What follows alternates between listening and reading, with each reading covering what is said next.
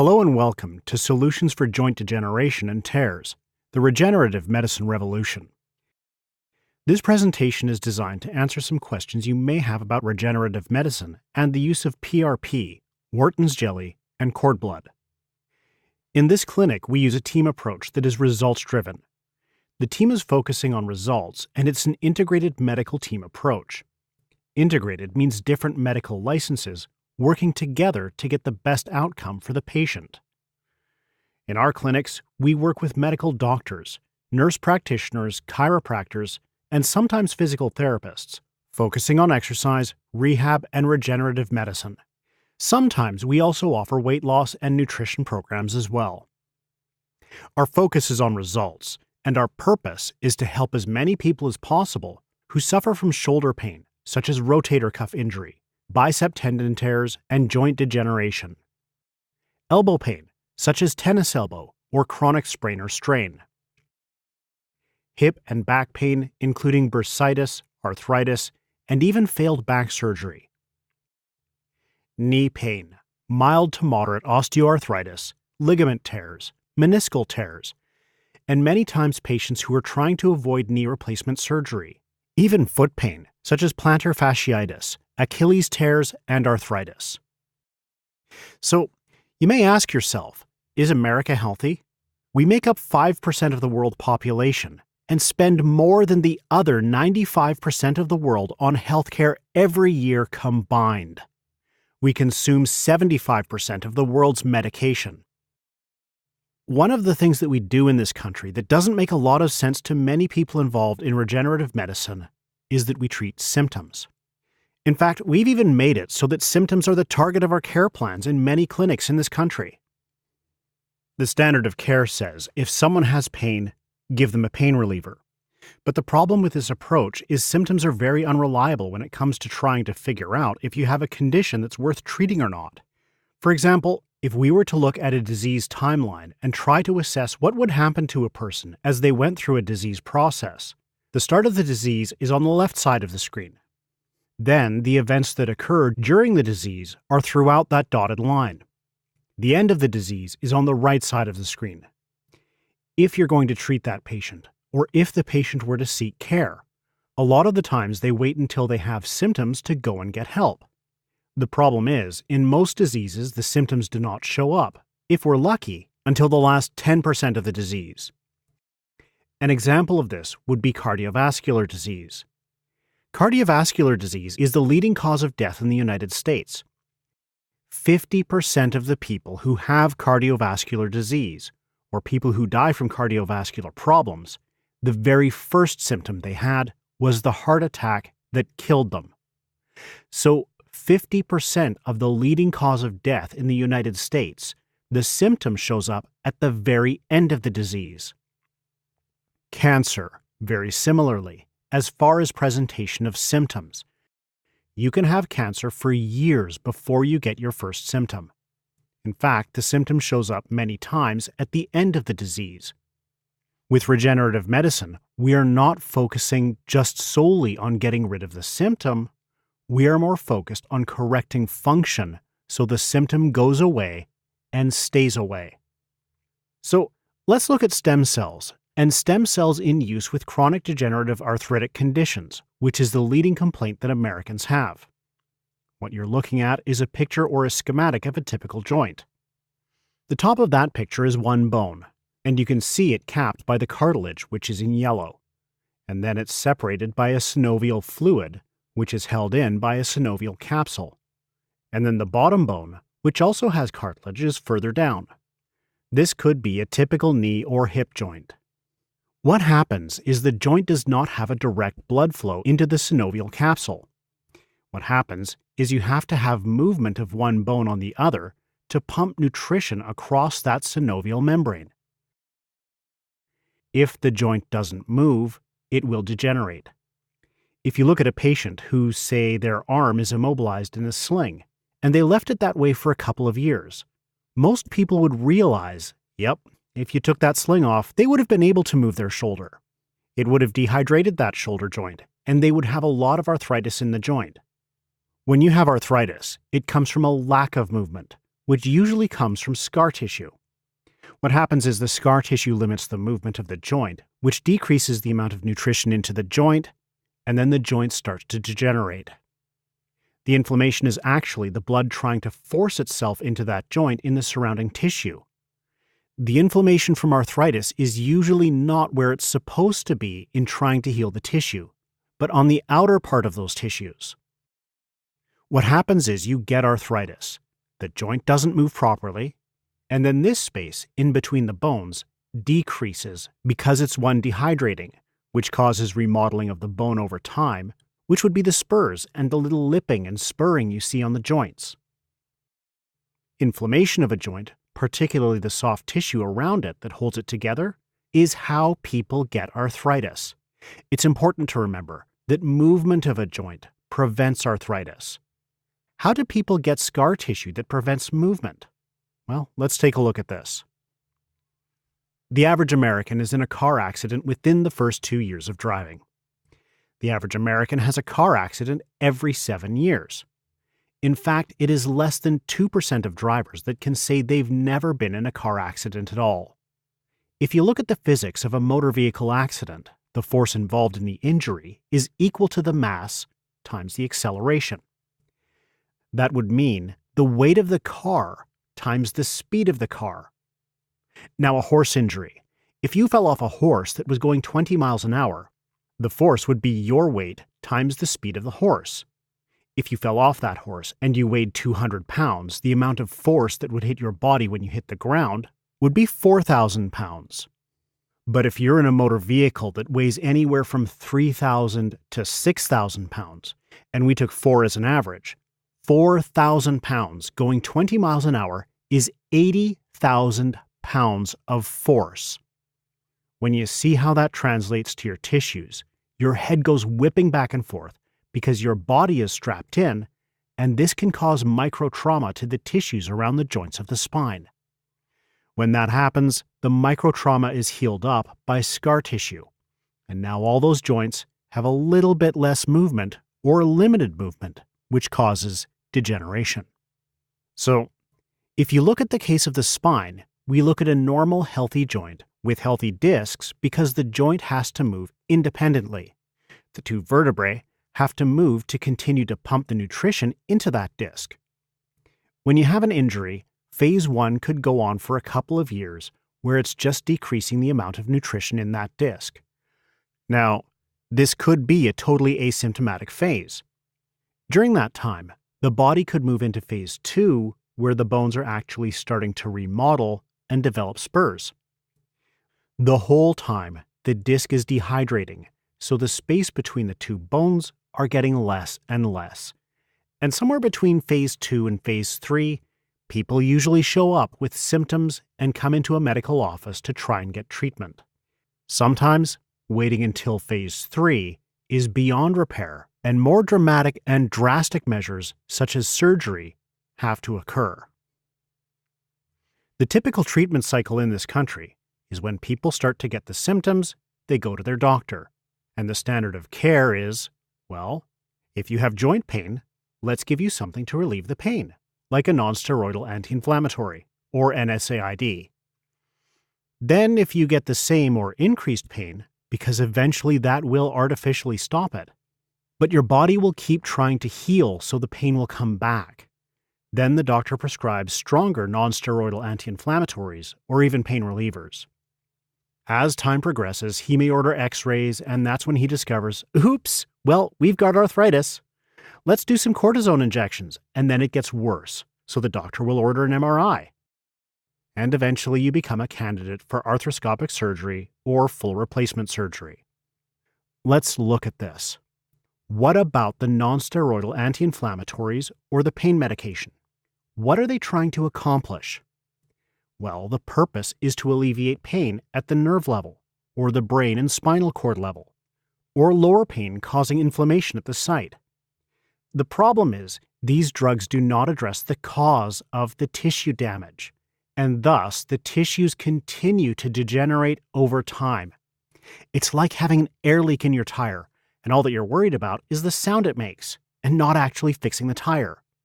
These drugs do not heal or regenerate anything. Nonsteroidals alone are linked to ulcers and heart attack and have been thought to be responsible for more than 15,000 deaths per year from bleeding in the stomach from taking nonsteroidal anti-inflammatories. So there is a danger. Not only do you cover up the symptoms your body is trying to make you aware of and is what it uses to heal, but the drugs themselves have side effects. What happens is then your doctor says, well, let's use cortisone injections, because now that we've looked on the x-rays, we know you have arthritis. The cortisone injection's purpose is to try and break down the scar tissue. That's why people use cortisone. It actually does that. The problem is, it doesn't just zero in on scar tissue. It breaks down all tissue, which is why it has to be limited. It degrades bone density and the cartilage over time. So putting this in to stop arthritis actually weakens the joint in the long run. It eventually worsens and speeds up the joint degeneration. It's only temporary, it's for pain relief mostly, and eventually it wears off.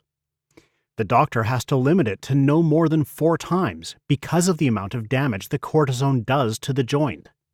It also can increase and worsen systemic diseases such as diabetes and cause weight gain, and again, has to be limited.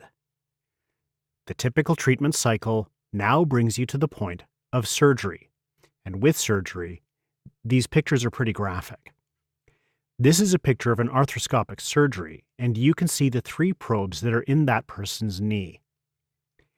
Everywhere those probes touch creates scar tissue, and scar tissue will accelerate the degenerative process. The purpose is to try and go in there and clean up some of the debris, and maybe break down some of the adhesions that are in there.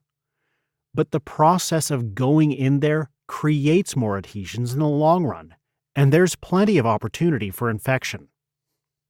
If you look at, say, a knee replacement, now they're opening up the leg, straight down to the bone, and they're cutting off the ends of the bone and replacing it with man-made devices so that you can get some temporary articulation, which usually lasts 10, maybe 15 years max. Then it has to be done again. The potential for side effects and the potential for infection in this type of treatment is dramatic. You can look and see here. This is a picture of a hip surgery, and the tools look more like carpenter's tools than what you'd expect a surgeon to be using. There are problems with surgery, and it should be avoided if at all possible. After surgery, you would have to go through painful rehab to break down the adhesions that may have been formed during the surgery. This can sometimes take months. Also with surgery, the potential for infection is dramatic.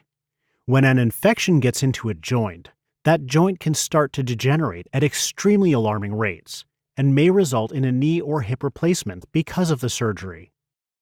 With regenerative medicine and the regenerative medicine revolution, we take a different approach. Regenerative therapy, and the goal is to try to get tissues that have stem cells to stimulate your body's healing. So, what are stem cells? Stem cells are the primary basic cell template that changes to become cells of all tissues, from bone to tendon to glands and organs. If you look at it in this schematic, you can see a stem cell can actually change into other tissues. For example, a stem cell is a cell that is waiting for an identity.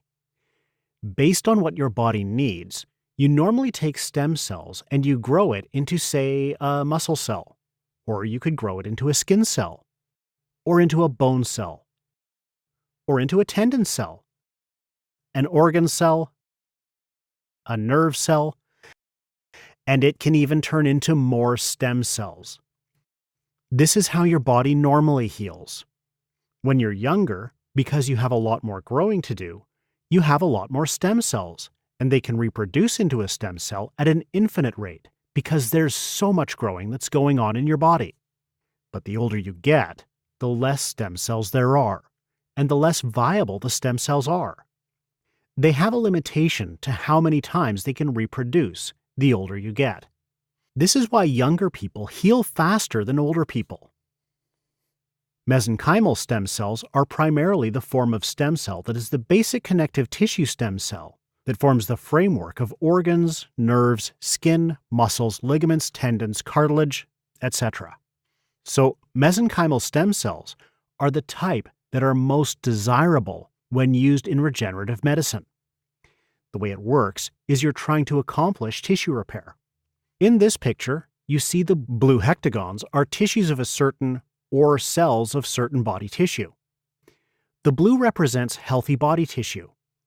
What happens is, as we get older, we have things happen to us and we regenerate less.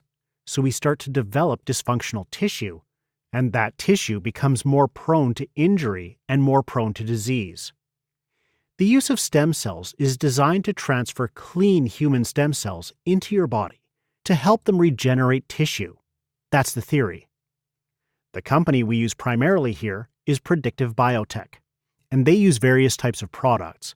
But on this chart, you can see there are peripheral blood, which comes from your body, and that would be PRP. Or then there's placental tissue, which is amniotic fluid, amniotic matrix, and amniotic membrane. And inside that amniotic membrane, there's umbilical cord tissue and blood. You can get these from other sources, and we'll explain that in a minute. You can also get stem cells from your own body by extracting it from bone marrow or adipose tissue. The older you are, and the less healthy you are, the less likely these sources from your body are designed to work. Peripheral blood tissue, or PRP, would be extracting your blood and concentrating the platelet-rich plasma so that you can inject that back in to stimulate your body into a healing process. But it's not likely to help you increase the amount of stem cells in your body. So let's look at how this program works. Wharton's jelly is the jelly that's in the umbilical cord that surrounds the blood flow to and from the baby, from the mom's placenta. If you notice, the Wharton's jelly is loaded with cells, and those cells are, among many things, stem cells, particularly mesenchymal stem cells.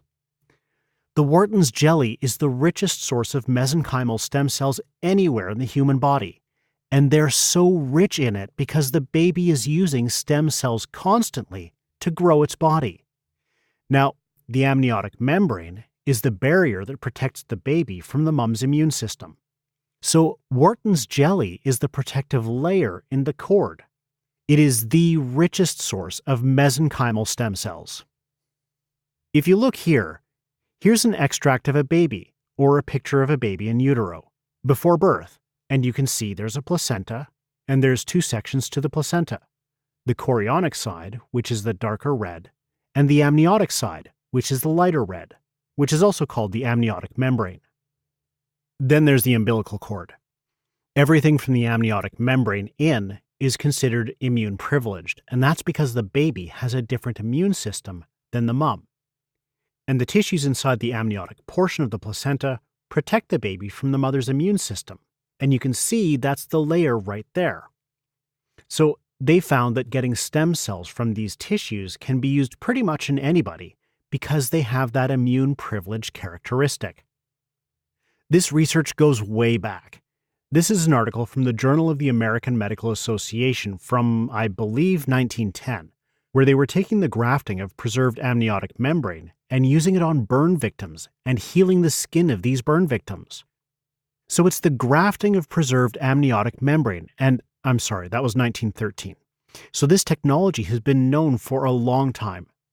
This is the picture of PRP, where your blood is extracted, put in a centrifuge, and spun down to concentrate the plasma that gets injected back in.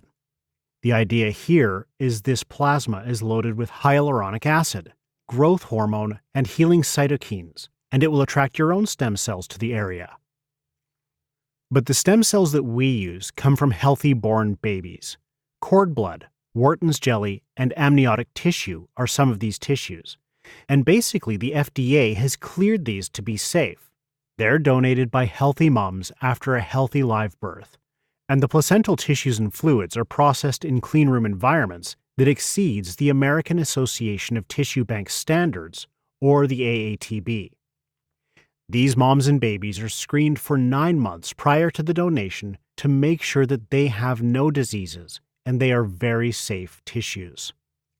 So, what happens is the regenerative tissues, stem cells, and tissue building blocks, growth factor, protein, collagen, hyaluronic acid, and stem cells, when injected into an injured area, the theory is that these cells in the regenerative tissue stimulate the repair and your body regenerates only what is needed to be repaired.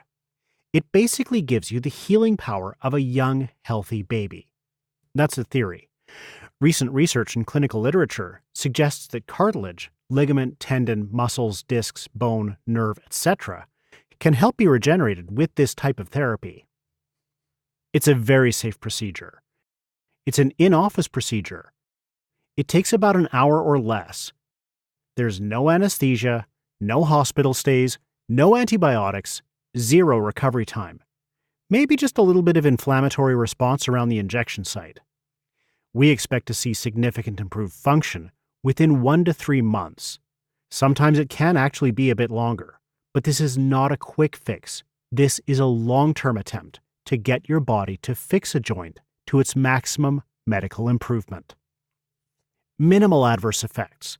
The typical adverse effects could be mild fever or flu-like symptoms, which usually occur, if they occur at all, in the first 24 hours, and they're gone within 24 hours. You can have an injection site ache or swelling, and some people report a mild inflammatory response for sometimes even a week or so after the injection. That is to be assumed to be the healing process taking place in that joint. Now, here's a couple of clinical stories we've seen. This is a patient who's a female, 43-year-old physician with debilitating right knee pain. She had no history of specific trauma.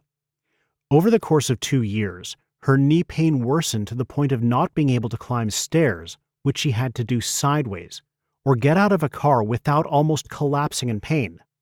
This doctor was an avid runner and couldn't even walk upstairs. She stopped all exercises for 6 months due to pain before getting regenerative therapy.